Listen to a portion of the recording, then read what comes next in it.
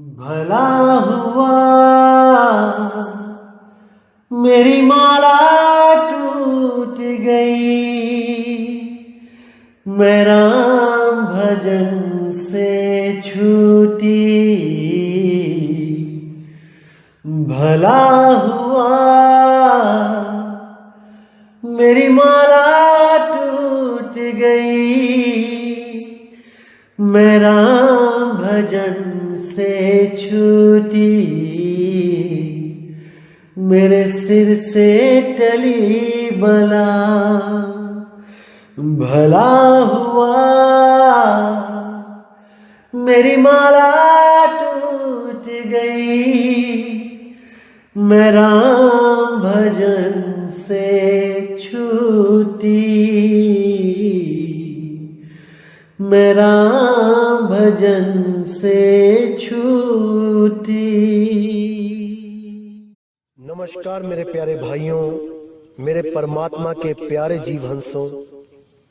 दास हमेशा परमात्मा से यही अरदास करेगा कि आप सब मेरे भाइयों का विवेक पहले से और ज्यादा ज्यादा और ज्यादा बढ़ता ही जाए।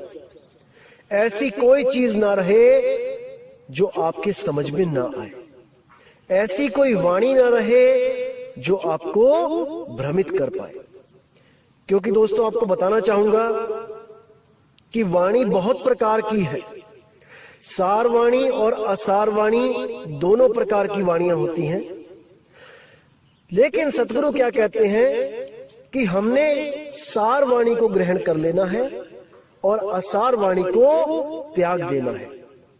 जैसे जब हम किसी बच्चे को स्कूल में डालते हैं तो उसकी जो पढ़ाई होती है वो बहुत ही छोटे लेवल की होती है। जैसे A for apple, B for bat, C for cat, वो पूरा साल यही रटता है कि ए से एप्पल, बी से बैट, सी से कैट। लेकिन जब वो 5वीं में आ जाता है या 10वीं में आ जाता है तब उन किताबों का कोई मतलब नहीं होता।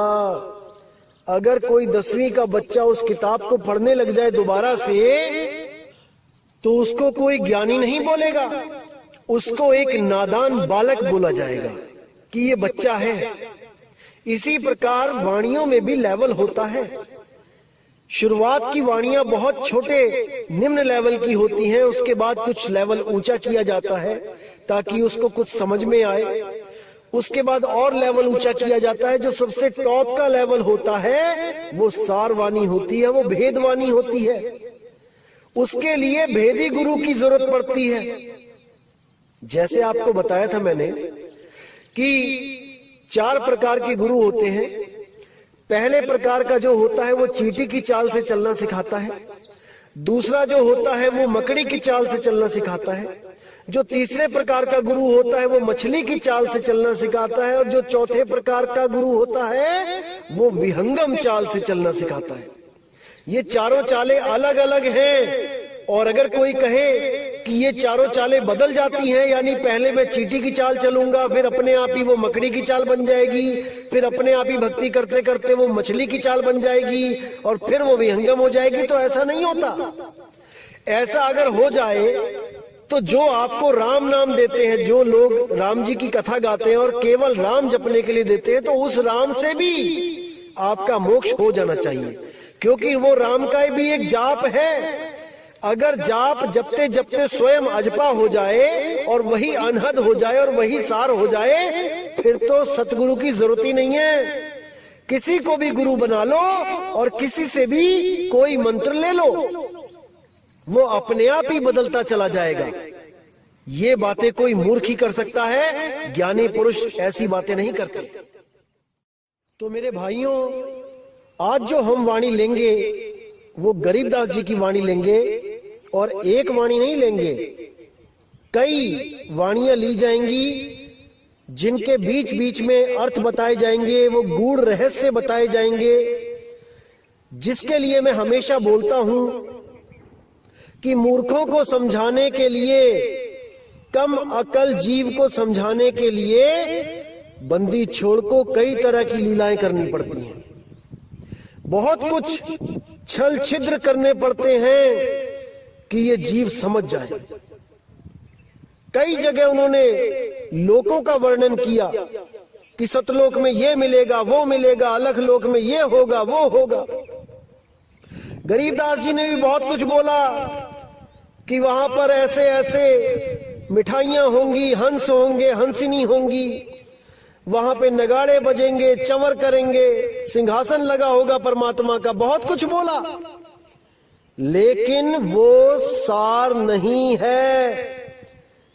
आज सार और असार वाणी का निर्णय करेंगे कि एक ही संत दो चीजें कैसे बोल सकता है, वो भी एक दूसरे के विपरीत।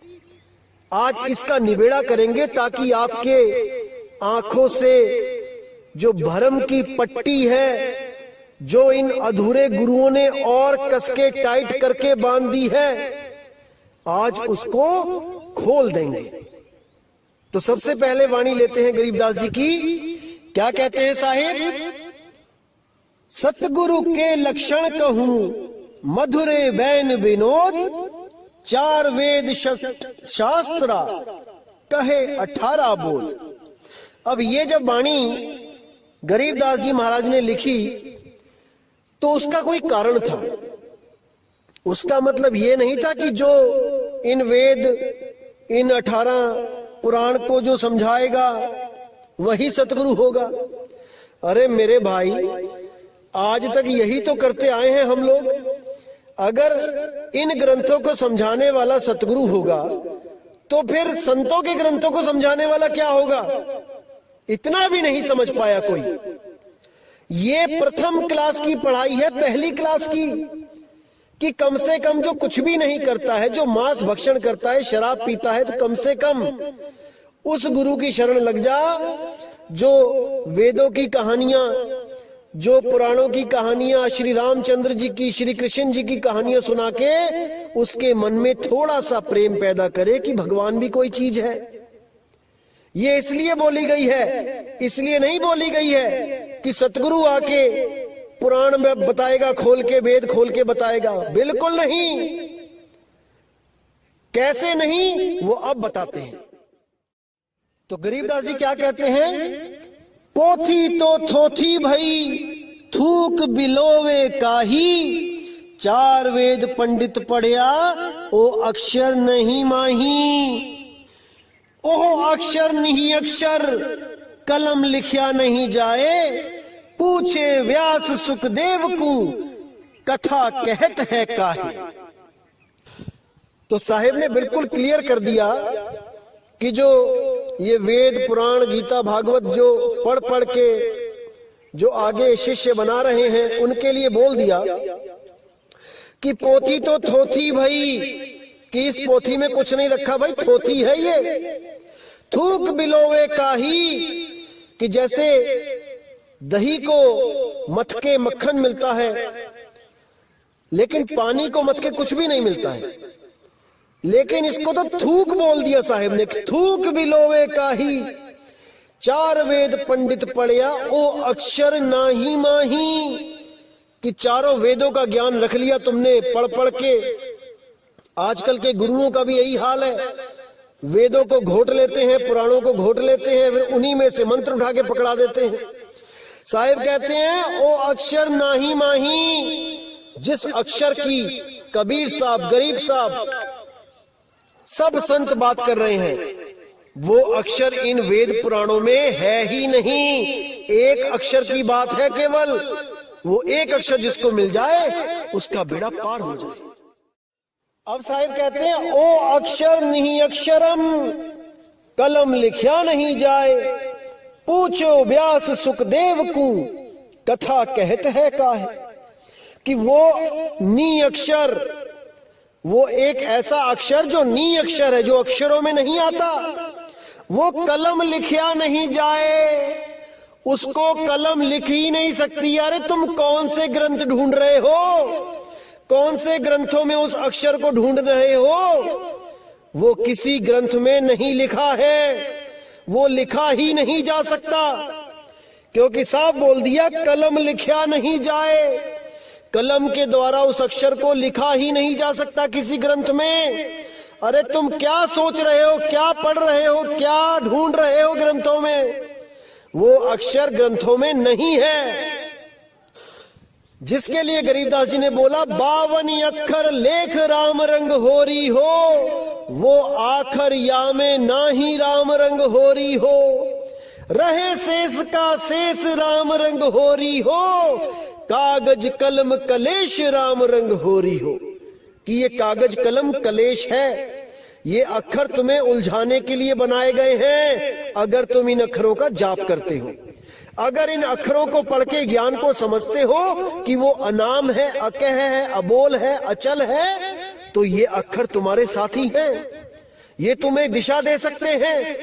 लेकिन अगर तुम वो अक्षर भी इसमें ढूंढते हो जो परमात्मा ने इन ग्रंथों से परे रखा है, तो तुमसे बड़ा मूर्ख कोई नहीं है भाई। परमात्मा ने साफ बोला है, 33 अरब ज्ञान हम भाखा, मूल ज्ञान को न्यारे राखा। वो मूल शब्द को, वो सार शब्द को न्यारा रखा है, हर ग्रंथ से न्यारा, क्योंकि वो लिखा ही नहीं जा सकता, उसको कोई लिख ही नहीं सकता, वो सार नाम ऐसा है। लेकिन इन अधूरे गुरुओं ने ऐसा जाल बुना कि सब उसमें उलझ गए, बुद्धि विवेक भ्रष्ट कर दी सबकी। लेकिन मेरे भाइयों, अब बिल्कुल चिंता ना करो, एक एक चीज को ऐसे खोल के समझा दिया जाएगा कि आने वाले अनंत युगों तक ये काल के दूत किसी को नहीं भरमा पाएंगे। ये मेरा वादा है आप लोगों से। लेकिन आपने भी पूरा विवेक लगाना है कि मैं कहना क्या चाहता हूं, तभी बात बनेगी मेरे भाई। अन्यथा मैं ऐसे ही बोल के एक दिन चला जाऊंगा और कुछ हाथ पल्ले नहीं लगेगा। इसीलिए बोल रहा हूं, पूर्ण विवेक जगा लो अपना। एक भी ऐसी चीज ना रहे जो आपको भ्रमित करे, दिल में शंका उत्पन्न करे, ऐसी कोई चीज ना रहे। तो गरीबदास जी कहते हैं, ओ अक्षर नी अक्षरम, कलम लिखिया नहीं जाए, पूछी व्यास सुखदेव को, कथा कहत है काय। कि क्यों तुम ये कथाएं कह कह के जीव को उलझा रहे हो? वो अक्षर इन कथाओं में नहीं मिलेगा, ना ही इन कथाओं को सुन के किसी का मोक्ष होगा, क्योंकि मुक्ति केवल और केवल शब्द से मिलती है मेरे भाई। और शब्द ही मुक्ति का दाता है, शब्द ही गुरु है, कोई देह गुरु नहीं है। देह गुरु तो केवल शब्द का भेद बताने के लिए संसार में आता है, उसके बाद वो शब्द का भेद बता के चला जाता है। और जो शब्द का भेद आपको दिया जाता है, असल में वही शब्द गुरु है, जो आपकी सुरती की संभाल करेगा, जो आपकी सुरती को इस 3 लोक से पार करेगा। उसी शब्द को ध्याना है मेरे भाई, उसी शब्द को ध्याना है, जिसके लिए गरीबदास जी ने बोला, सुरग नरक नहीं मृत्यु है, नहीं लोक बंधान, गरीबदास जिंदा कहे, शब्द सत्य प्रमाण। देखो यहां कितना क्लियर कर दिया। अगर आप विवेकी होगे, एक पल में समझ जाओगे कि यहां क्या बताया जा रहा है। सुरग नरक नहीं मृत्यु है, यानी जो ज्ञानी जीव होते हैं उनके लिए स्वर्ग नरक मृत्यु ये कुछ नहीं होता, कुछ भी नहीं होता। वो कभी मरते नहीं हैं, वो अमर होते हैं। ये दुनिया का भ्रम है कि कोई मर रहा है या कोई पैदा हो रहा है। आत्मदेव कभी मरता और पैदा नहीं होता, वो हमेशा हमेशा अचल है। अगर उस आत्मदेव को आपने अपने स्वरूप को प्राप्त कर लिया तो आप भी जन्म मरण से, स्वर्ग नरक से न्यारे हो जाते हो। तो यहां बिल्कुल क्लियर कर दिया, स्वर्ग नरक नहीं मृत्यु है, नहीं लोक बंधन, किसी लोक का बंधन नहीं है मुझे कि मैं सतलोक जाऊंगा, कि अलख लोक जाऊंगा, कि स्वर्ग जाऊंगा, कि ब्रह्म लोक जाऊंगा, कि पाताल लोक जाऊंगा। अब मैं किसी लोक में नहीं जाऊंगा, अब मैं शब्द में रहूंगा। आगे क्या कहते हैं, गरीब दास जिंदा कहे, शब्द सत्य प्रमाण, कि वो शब्द सत्य है, ये प्रमाण दे रहा हूं मैं आपको। जिस शब्द में आपने सुरती को धरना है, अरे सुरत समाए शब्द में, वाह को काल ना खाए। किस शब्द को? शब्दे शब्द रहेगा भाई, दूनी सृष्टि सब परलो जाई। चलसी कच्छ मच्छ कुरंबा, चलसी धौल धरणी अठखंबा। आगे देखिए कितना स्पष्ट लिख दिया है, अक्षर रूप रहे नहीं कोई, जिन एती लीला समोई। नी अक्षर है रूप हमारा, हम ना चली चली संसारा। कितना क्लियर कर दिया कि मेरा रूप नी अक्षर रूप है, शब्द रूप है, मेरा धुन रूप है। नी अक्षर धुन जहावा होई, सोगत जाने बिरला कोई। कितना स्पष्ट है कि शब्दे शब्द रहेगा भाई, दूनी सृष्टि सब परलो जाई। कि केवल और केवल शब्द ही रहेगा अंत समय में। ये जितनी भी सृष्टियां हैं, सतलोक, अलखलोक, अगमलोक, अनामी लोक, ये स्वर्ग, ये नरक, ये ब्रह्मलोक, ये पाताललोक, ये सब नष्ट हो जाएंगे, क्योंकि ये सब पैदा हुए हैं, ये बने हैं। जो बना है वो एक दिन बिगड़ेगा। क्या नहीं बना? शब्द नहीं बना।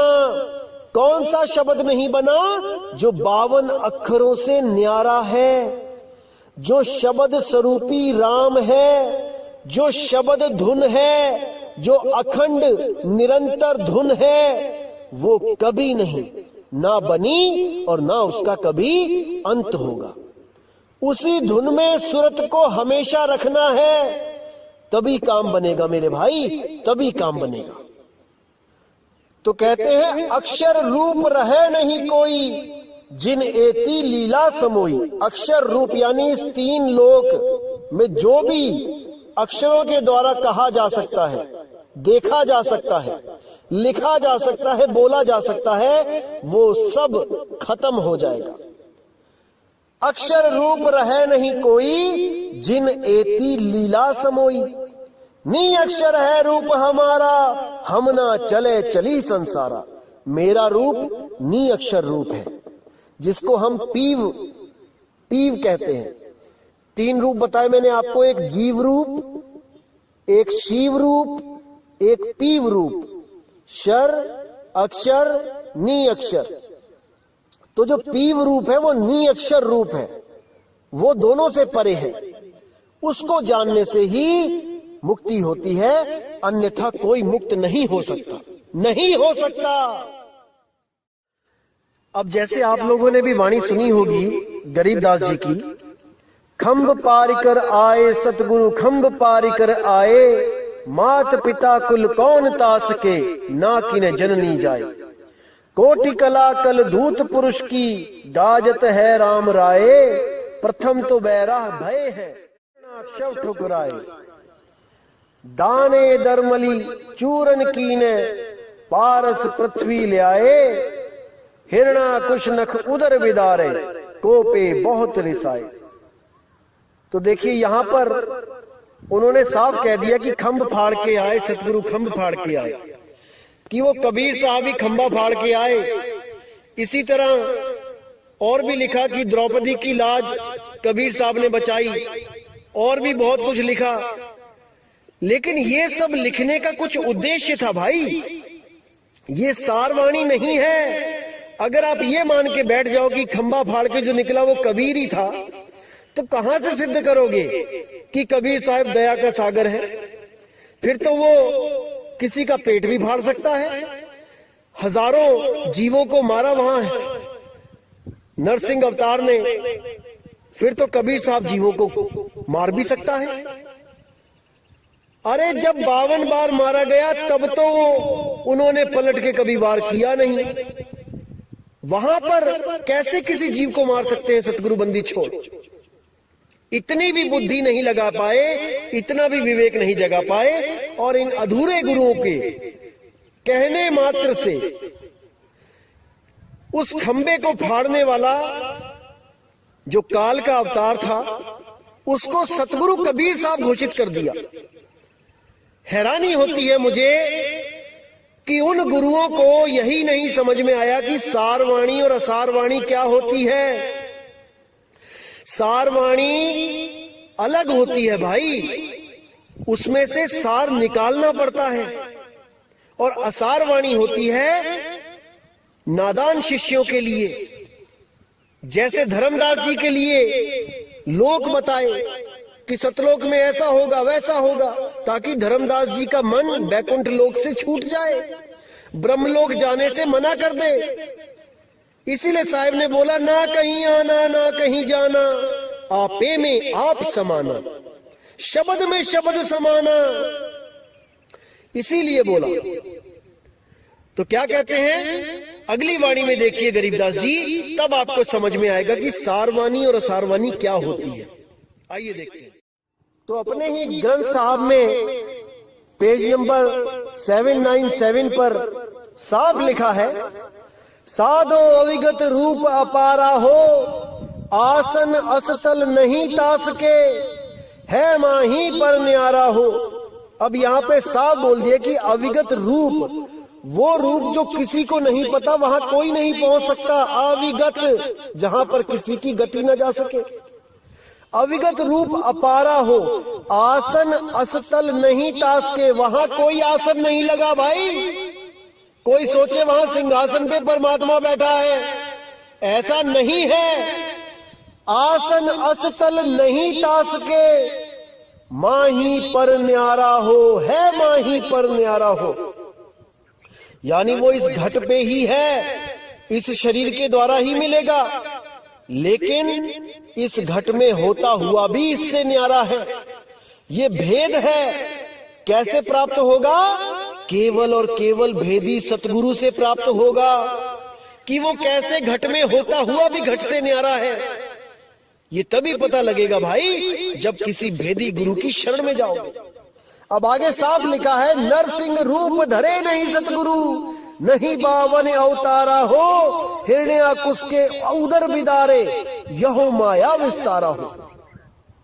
कि नरसिंह रूप का जो लोगों ने बोल दिया कि कबीर साहब का रूप था, वो नहीं था। नरसिंह रूप धरे नहीं सतगुरु। समझ जाओ इस बात को मेरे भाई, समझ जाओ। जो अभी भी नहीं समझेगा वो कभी नहीं समझेगा, क्योंकि मेरे भाई समझने के लिए बात है जरासी, नहीं तो 84।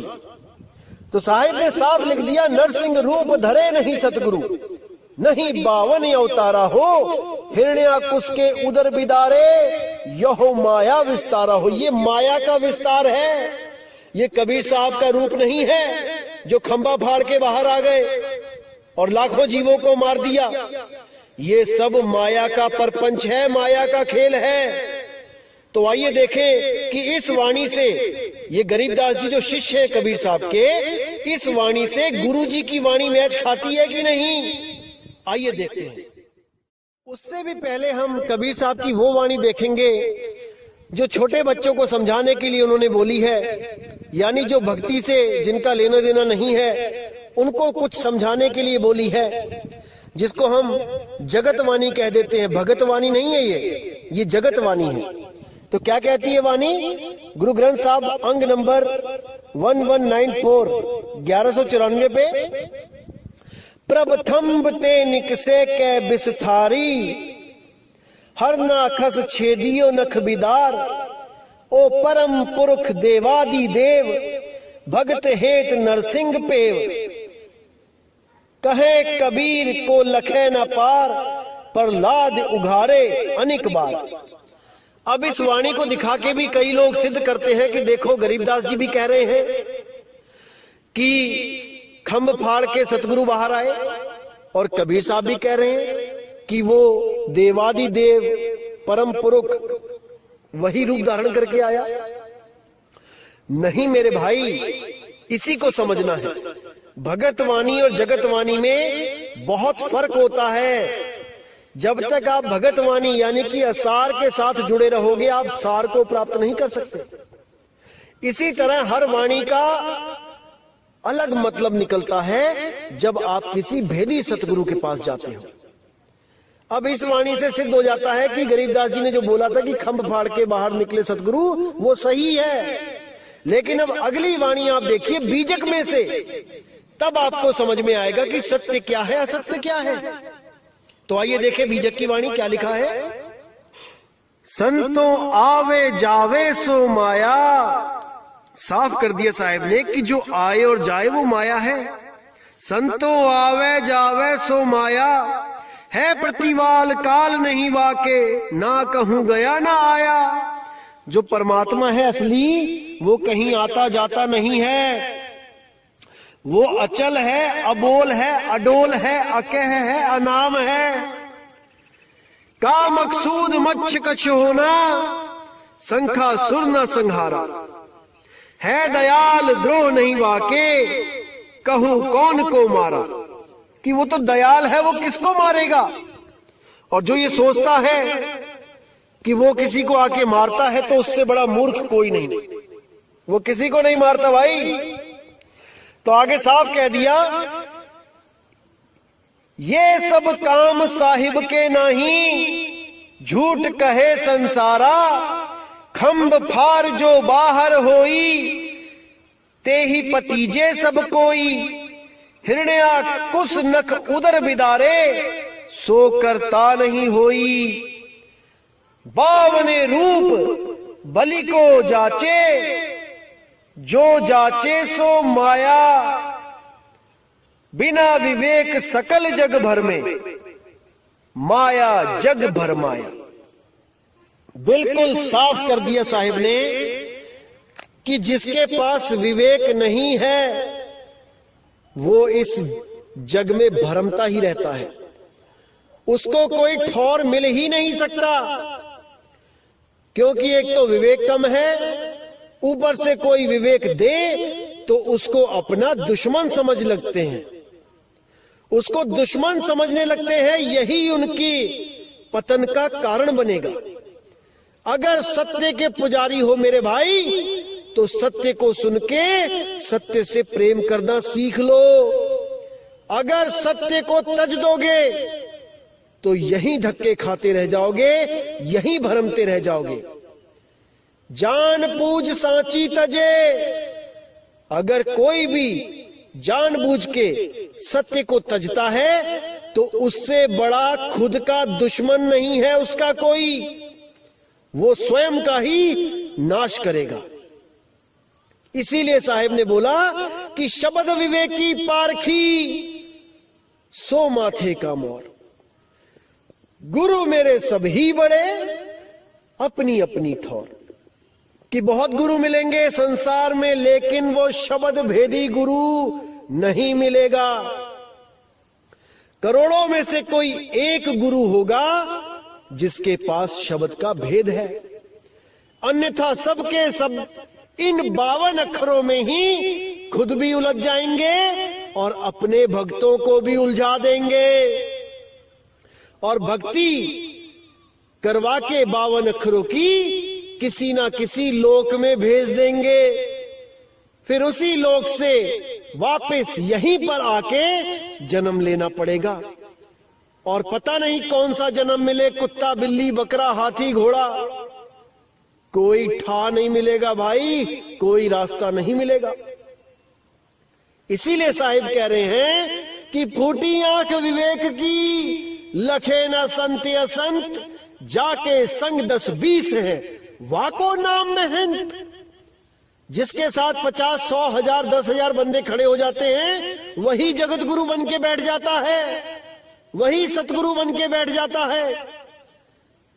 अरे भाई, विवेकी सतगुरु को ढूंढो, अन्यथा यहीं भटकते रहोगे, यहीं भटकते रहोगे। तो इन वाणियों को पढ़ के अगर कोई ये सोचने लगे कि देखो कबीर साहब और गरीबदास तो दोगले हैं, एक जगह कहते हैं कि वो खंबा फाड़ के सतगुरु निकला, कबीर निकला, और एक तरफ कहते हैं कि वो माया थी, तो सब उनको दोगले समझने लग जाएंगे। लेकिन ऐसा नहीं है भाई। बच्चों को समझाने के लिए ज्ञान कुछ और होता है, बड़ों को समझाने के लिए ज्ञान कुछ और होता है। नादान लोगों को समझाने के लिए ज्ञान कुछ और तरीके से समझाना पड़ता है, और विवेकी पुरुषों के लिए ज्ञान कुछ और होता है। इसी तरह जब मैं कहता हूं कि किसी लोक में नहीं जाना, कोई लोक नहीं है, ये नहीं है, वो नहीं है, कहीं नहीं जाना, तो आप लोग मुझे झूठा समझने लग जाते हो। जबकि मेरी इस बात में बहुत बड़ा भेद छुपा होता है जो आपके समझ में नहीं आ सकता। इसीलिए कह रहा हूं कि मैं वही बोलता हूं जो कबीर साहब बुलवाते हैं। उन्होंने क्या बोला इन लोगों के लिए कि लोक अलोक शब्द है भाई, जिन जाना तिन संशय जाई। एक तरफ कबीर साहब ने पूरा जोर लगाया कि सतलोक में सतपुरुष है, ऐसे 16 पुत्र पैदा हुए, ऐसे सृष्टि बन गई, ऐसे काल के जाल में फंस गए सब जीव। और एक तरफ कह रहे हैं कि लोक अलोक शब्द है भाई, कोई लोक नहीं है, जितने भी लोक हैं ये सब जाल है, ये सब भरम जाल है, कोई लोक नहीं है। शब्द में आ जाओ, शब्द ही लोक है, शब्द ही परमात्मा है, शब्द ही गुरु है, शब्द से भिन्न और कछु नहीं। तो इस शब्द को समझ जाओ मेरे भाई।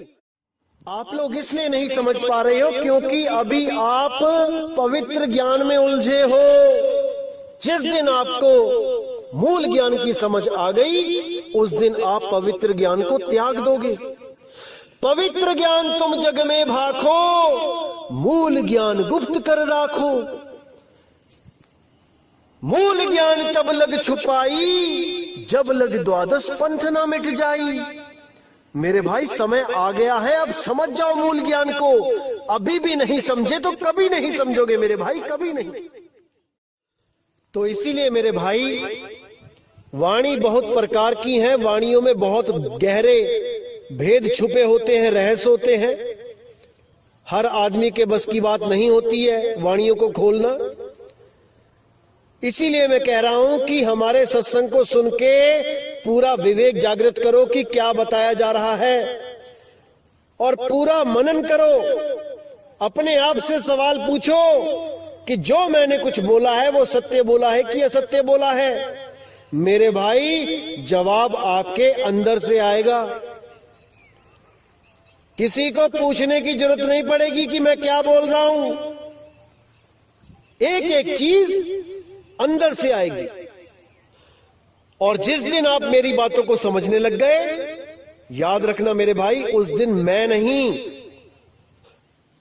कोई और समझा गया आपको। क्योंकि इस दास के बस की बात नहीं है कि किसी को समझा सके, क्योंकि 10 साल मैंने पूरी कोशिश करके देख ली थी समझाने की, पर नहीं समझा पाया। तो अगर कोई आपको समझा गया तो वो कोई और होगा मेरे भाई, वो बंदी छोड़ कबीर होगा। वही आपके विवेक को बढ़ा सकता है। इस दास में इतनी समर्थता नहीं कि किसी का विवेक बढ़ा सके। और जब बंदी छोड़ समझाना शुरू करेंगे मेरे भाई तो सपने तक में ये सत्संग चलेंगे, सपनों में भी आपको ये सत्संग प्राप्त होगा। इसको अनुभव करके देख लेना।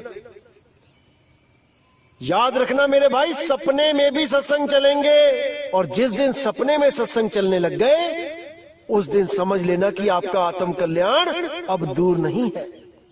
अब बंदी छोड़ की नजर हो गई है आप पे, उसकी दया हो गई है आप पे।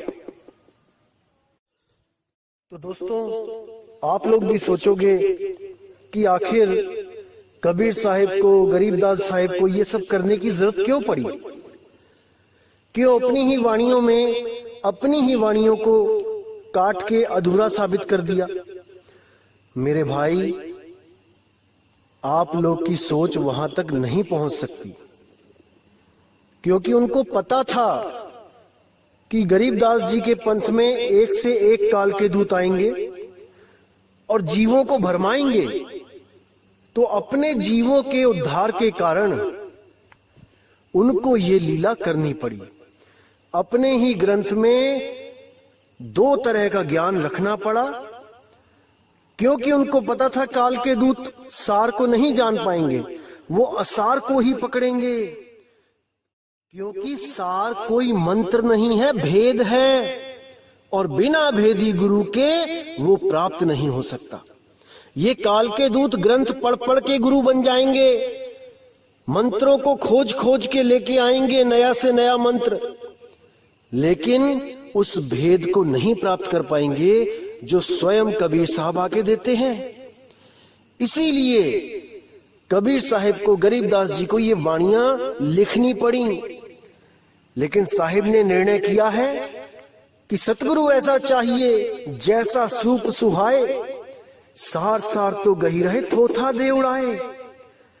इन वाणियों में से भी सार को निकाल के और थोथे को जो उड़ा देगा वही बंदी छोड़ है, वही सतगुरु है। और दोस्तों, जहां पे भी मैंने बोला है कि ये असार वाणी है, असल में वो असार वाणी कहने को है, उसको हम जगत वाणी बोल सकते हैं, उसको हम पवित्र ज्ञान बोल सकते हैं। बंदी छोड़ तो कभी असार बोलते ही नहीं। अगर कहीं पे उन्होंने जगत वाणी को लिखा है, जगत वाणी को बोला है, तो वो हम लोगों के भले के कारण, नहीं तो उनको जरूरत ही नहीं थी। केवल और केवल कालदूतों से उस मूल ज्ञान को छुपा के पवित्र ज्ञान को उजागर करने का मकसद ही यही था कि ये मूल ज्ञान इनके हाथ ना लगे। भले इनके पास भेद ना हो, अगर ये लोग आत्मा की बातें करने लग जाते तो वो मूल ज्ञान के जैसे ही हो जाती। भले उनके पास मूल ज्ञान ना होता, लेकिन वैसी बातें करके वो जीवों को भ्रमित कर देते। जीवों को लगता हमारे गुरु भी यही बात करते हैं जो ये मदन साहिब के पंथ वाले बात करते हैं, हमारे गुरु भी यही बोलते हैं कि आत्मा को प्राप्त करना है। तब कोई डिफरेंशिएट नहीं कर पाता, अलग अलग नहीं कर पाता ज्ञान को। इसलिए कबीर साहब ने पहले इन 12 पंथों के ज्ञान को उजागर होने दिया और सबसे आखिर में मदन साहिब को उजागर किया, सबसे अंत में, ताकि कोई भी अपने ज्ञान को बदल ना पाए। ये सब अपनी अपनी पोथियां भर लें, अपने अपने ग्रंथ भर लें, अज्ञान लिख लिख के अपना, और जब मदन साहिब का ज्ञान प्रकट होगा तब कोई भी अपने ज्ञान को बदल ना पाए। इसलिए सबसे आखिर में मदन साहिब को प्रकट किया गया, उनके ज्ञान को प्रकट किया गया, उनके विवेक को प्रकट किया गया। इसी तरह दोस्तों, मेरे भाइयों, संतों की वाणी में बहुत गहरे राज होते हैं। हमें भेदी सतगुरु के पास जाके उन वाणियों का खुलासा करवाना चाहिए, तभी बात बनेगी।